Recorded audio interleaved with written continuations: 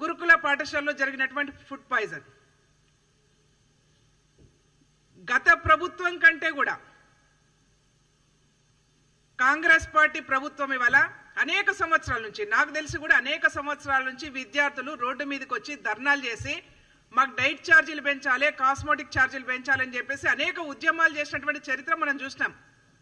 Congress party Revanth Reddy గారి ప్రభుత్వము అధికారంలోకి వచ్చిన తర్వాత విద్యార్థులను మంచి భోజనం పెట్టడం కోసం డైట్ ఛార్జీలు పెంచినటువంటి ఘనత ఇవాళ కాంగ్రెస్ పార్టీకి మాత్రమే దక్కింది. కాస్మెటిక్ ఛార్జీలు పెంచినాం. అంతేకాకుండా ఏంటంటే విద్యారంగం బలోపేతానికి 21,000 కోట్ల రూపాయలు ప్రభుత్వం కూడా కేటాయించడం జరిగింది. ఇవన్నీ కోణం చూసినట్టయితే మనకేం కనిపిస్తుందంటే ప్రభుత్వ పాఠశాలల్ని బలోపేతం చేస్తూ నాణ్యమైనటువంటి విద్యను అందించడం కోసం ఇవాళ కాంగ్రెస్ పార్టీ నిర్ణయం తీసుకుందనేది మనందరికీ కూడా అర్థమవుతా ఉన్నది. చాలా దురదృష్టకరమైనటువంటి సంఘటనలు రాష్ట్రంలో జరుగుతూ ఉన్నాయి. ఫుడ్ పాయిజన్ విషయంలో కాంగ్రెస్ పార్టీగా మేమందరం కూడా బాధపడుతూ మేము ఒకటే ఇవాళ గౌరవ రేవంత్ రెడ్డి గారికి ఒకటే విజ్ఞప్తి చేస్తా ఉన్నాం.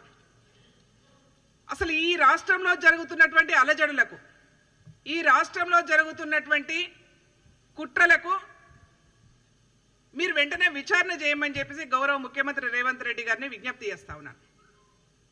ఎంతో నమ్మకంతో పేద వర్గాలు, బలహీన వర్గాలు వాళ్ళ పిల్లల్ని హాస్టల్కి పంపిస్తే, చదువుకోమని పంపిస్తే గవర్నమెంట్ ఒకవైపేమో డైట్ ఛార్జీలు పెంచుతూ వాళ్ళకు మంచి విద్యను అందించడం కోసం అనేక రకాల చర్యలు తీసుకుంటున్నటువంటి ఈ తరుణంలో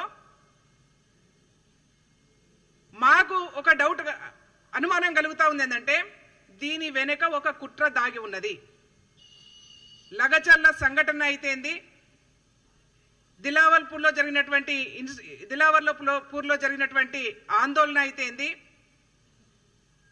హాస్టల్లో జరుగుతున్నటువంటి ఫుడ్ పాయిజన్లో వెనుక అయితేంది, ప్రతి దాని వెనుక టీఆర్ఎస్ బీఆర్ఎస్ పార్టీ యొక్క కుట్ర దాగి ఉన్నది. దానికి కారణము ఇవాళ మనందరికీ కూడా తెలుసు. ఆ హాస్టల్లో జరిగినటువంటి ఫుడ్ పాయిజన్ కన్నా ముందు వీళ్ళందరూ కూడా భోజనం చేశారు అక్కడ.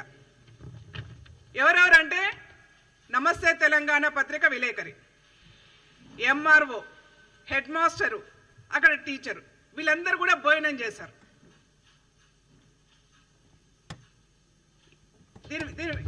ఆ రోజు వీళ్ళందరూ కూడా భోజనం చేయడం జరిగింది. నేనేమంటున్నానంటే నిన్న ఒక కమిటీ చేశారు, ఏది బీఆర్ఎస్ పార్టీ వాళ్ళు ఏది నిజ నిర్ధారణ కమిటీ ఏదో కమిటీ వేసుకున్నారు. దానిలో ఆర్ఎస్ ప్రవీణ్ కుమార్ని పెట్టారు. నేను ప్రభుత్వానికి, గౌరవ ముఖ్యమంత్రి రేవంత్ రెడ్డి గారికి విజ్ఞప్తి చేస్తా ఉన్నాను. కేటీఆర్ గారి కనుసన్నల్లో బీఆర్ఎస్ పార్టీ ఆర్ఎస్ ప్రవీణ్ కుమార్ కనుసన్నల్లో ఈ కుట్రలు జరుగుతూ ఉన్నాయి. హాస్టళ్లలో జరుగుతున్నటువంటి ప్రతి కుట్ర వెనుక ఆర్ఎస్ ప్రవీణ్ కుమార్ యొక్క హస్తం ఉన్నది. దయచేసి గౌరవ ముఖ్యమంత్రి గారు మీరు వెంటనే విచారణ చేపట్టాలి. లేకపోతే అనేక మంది విద్యార్థులు వీళ్ళ యొక్క అధికార దాహానికి బలైపోయే అవకాశం ఉంటుంది. దయచేసి మీరు వెంటనే ఎంక్వైరీ విచారణ జరిపించాలని చెప్పేసి నేను గౌరవ ముఖ్యమంత్రి గారిని విజ్ఞప్తి చేస్తా ఉన్నాను. అబద్ధాలు చెప్తూ, రోజువారీ కూడా అబద్ధాలు చెప్తూ వీళ్ళు బతుకుతా ఉన్నారు. మనందరూ కూడా తెలుసు, తెలంగాణ ఉద్యమ కాలంలో విద్యార్థులను బలి చేసినటువంటి చరిత్ర వీళ్ళకే ఉన్నది.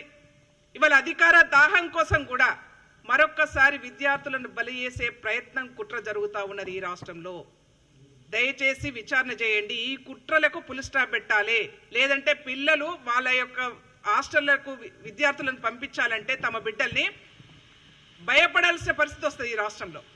మనమేమో మంచి విద్యను ఇవ్వాలనుకుంటా ఉన్నాం, మంచి భోజనం పెట్టాలనుకుంటా ఉన్నాం, మంచి కాస్మెటిక్ ఛార్జీలు ఇచ్చి వాళ్ళని మంచిగా బతకాలని చెప్పేసి మంచి విద్యను అందించడం కోసం ప్రయత్నం చేస్తూ ఉన్నాం.